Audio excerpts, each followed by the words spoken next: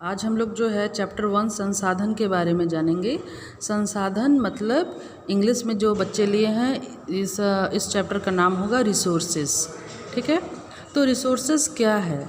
जो भी प्रकृति के द्वारा हम लोगों को दिया गया है। ठीक है, जो भी प्रकृति ने, ईश्वर ने जो भी हमें गिफ्ट दिया है, गिफ्ट एज ए फॉरेस्ट, जो जंगल है, जो पानी है ना, इतना बड़ा जो समुद्र हमारे पास है, जो महासागर है, ये सब एक रिसोर्सेस है। ठीक है, फिर धरती है, समुद्र है, जंगल है, पानी है, ये सब हमारे लिए एक रिसोर्सेस है। ठीक है, तो इस चीज़ के बारे में आप लोग जानते हैं, लेकिन ये सब रिसोर्सेज जो है यूज़लेस है जब तक इसको एक्सप्लॉइट करने वाला, इसको यूज़ करने वाला कोई ह्यूमन ना, यानी कि इंसान ना हो, यानी कि मानव भी एक अपने आप में एक संसाधन है। ठीक है, तो इस चीज़ को आप लोग अच्छे से देखिए, समझिए कि हम क्या बता रहे हैं।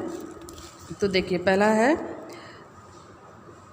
प्रयोज्यता। वस्तु अथवा पदार्थ की उपयोगिता को कहते हैं प्रयोज्यता। किसी भी चीज़ को जो हम लोग यूज़ कर रहे हैं। ठीक है, मूल्य, किसी वस्तु की कीमत, कोई भी चीज़ की कीमत क्या है? जो हम लोगों को फ्री में मिल रहा हो तो फ्री में है। हवा की, आज हम लोग जो खुले हवा में जो सांस ले रहे, जो ऑक्सीजन ले रहे, उसकी कीमत हमें नहीं पता चलती है। लेकिन जब हम बीमार पड़ते हैं और एक ऑक्सीजन जब सिलेंडर का पैसा हमें देना पड़ता है, तब हमें पता चलता है कि हवा की ये कीमत होती है। ठीक है, सेम में हम लोग देखते हैं संसाधन, पर्यावरण में उपलब्ध ऐसी सभी सामग्रियाँ जो मनुष्य के लिए उपयोगी है। ठीक है, प्राकृतिक संसाधन जो प्रकृति के द्वारा मिला गया है, मानव संसाधन जो मनुष्य अपने हाथों से बनाया है, जैसे स्वस्थ, शक्ति संपन्न और गुणों या योग्यता से संपन्न व्यक्तियों की संख्या जो प्राकृतिक संसाधनों उपयोग करके बहुमूल्य संसाधनों को सृजित करते, यानी कि जो व्यक्ति स्वस्थ है, जो व्यक्ति शक्ति है, संपन्न या और गुणों से योग्य है। ठीक है, यानी कि जो भी इंसान का स्किल ज़्यादा से ज़्यादा डेवलप्ड है, जो इंसान बहुत इंटेलिजेंट है, वो अपने आप में एक बहुत बड़ा संसाधन है। अभी आप लोग देख रहे होंगे कि टीवी एक्टर थे सुशांत सिंह राजपूत, है ना, वो इतने हाईली क्वालिफाइड थे, इतने सारे एंट्रेंस एग्ज़ाम्स दिए हुए थे और मैकेनिक्स और मोमेंटम ऑफ फिजिक्स में उन्होंने जो है बहुत अच्छा ये किया हुआ था। तो वो एक अपने आप में रिसोर्स था, लेकिन आज हमारे बीच में नहीं है। तो वो क्या हुआ, एक संसाधन हमारे में से चले गए। ठीक है, तो इंसान खुद में एक संसाधन है। ठीक है, नवीकरणीय संसाधन, ऐसे संसाधन जो प्रकृति में थोड़े समय के भीतर ही नवीकृत या पुनः पूरित हो जाते हैं, थोड़ी देर में। जैसे अभी सूरज की रोशनी नहीं है, सूर्य की रोशनी नहीं है, लेकिन कुछ दिन के बाद सूर्य की रोशनी आ जाएगी, गर्मी वैसे ही पड़ेगा। अभी बादल किया हुआ है, मौसम मान लीजिए इस टाइप का है, तो फिर कुछ दिन बाद सूर्य आएगी, फिर बादल आएगा, फिर मतलब कि कुछ समय के बाद ये लोग जो है खुद को रिन्यू कर लेते हैं, खुद को फिर से बना लेते हैं।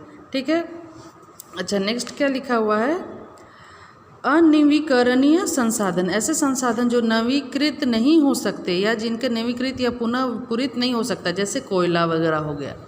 कोयला हम लोग जो धरती के अंदर से निकाल ले रहे, क्या फिर से कोयला 2 दिन में बन जाएगा या सप्ताह भर में बन जाएगा या 10 साल में बन जाएगा? नहीं, उसके लिए करोड़ों साल चाहिए। जैव संसाधन, सजीव से प्राप्त संसाधन, जिसको बायोटिक कहते हैं, है ना। ए बायोटिक साइंस में आप लोगों ने पढ़ा। जैव अजैव, अजैव संसाधन क्या है? निर्जीव पदार्थों से प्राप्त संसाधन, जैसे प्रेशर हो गया, टेम्परेचर हो गया, ठीक है, सनलाइट हो गया, है ना, एटमॉस्फेरिक जो प्रेशर होता है, तो वो ये सब जो है अजैव हो गया। संसाधन संरक्षण क्या है? धारणीय विकास हेतु संसाधन में विवेक सम्मति और योजना के अनुसार उपयोग, धारणीय या सतत पोषणीय विकास, वर्तमान और भावी पीढ़ी की आवश्यकता को पूरा करने के लिए पर्यावरण को क्षति पहुंचाए बिना संसाधनों का विकास।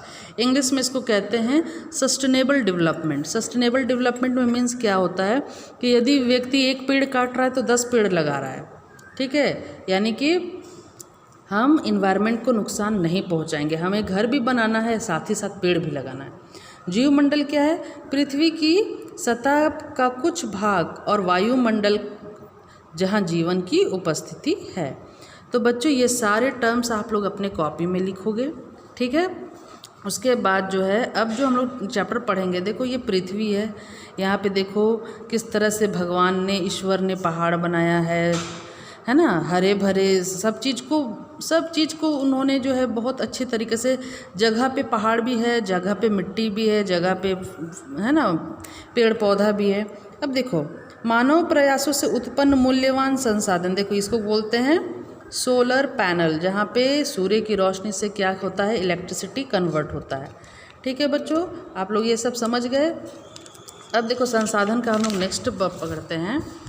ठीक है, तो इस तरह से ये पूरा चैप्टर जो है ना, यही बताया गया है कि संसाधन क्या है। यानी संसाधन यानी रिसोर्सेज जो भी ईश्वर ने हमें दिया है वो सब एक संसाधन है, लेकिन उसको यूज़ हमें सही तरीके से करना है। यदि हम गलत तरीके से करेंगे तो प्रकृति का प्रकोप भी हमें सहना पड़ेगा, इस चीज़ के लिए भी हमें तैयार रहना पड़ेगा।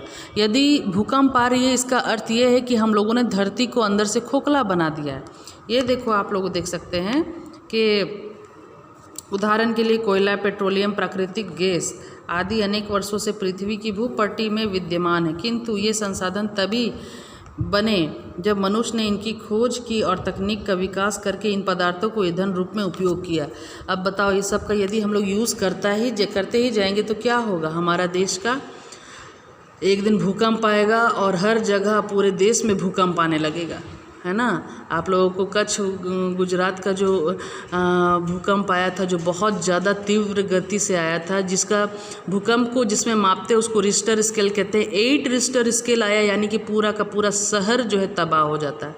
1-2 पे जो है, 3 या 4 पे हल्के झटके होते हैं, लेकिन 5-6 में जो है ये भी जानलेवा होता है, और 8 जो है काफ़ी, है ना, काफ़ी विध्वंस, है ना, विनाश कर देता है। तो देखिए बच्चों, अब देखो संसाधन के प्रकार हम लोग देख रहे हैं। प्राकृतिक संसाधन, ठीक है, मानव निर्मित संसाधन और मानव संसाधन। फिर उसको डिवाइड किया गया विकास और उपयोग के स्तर पर आधार पर, उत्पत्ति या उद्गम के आधार पर, उपलब्ध भंडार के आधार पर, वितरण के आधार पर। तो ये सब आप लोग लिखिएगा।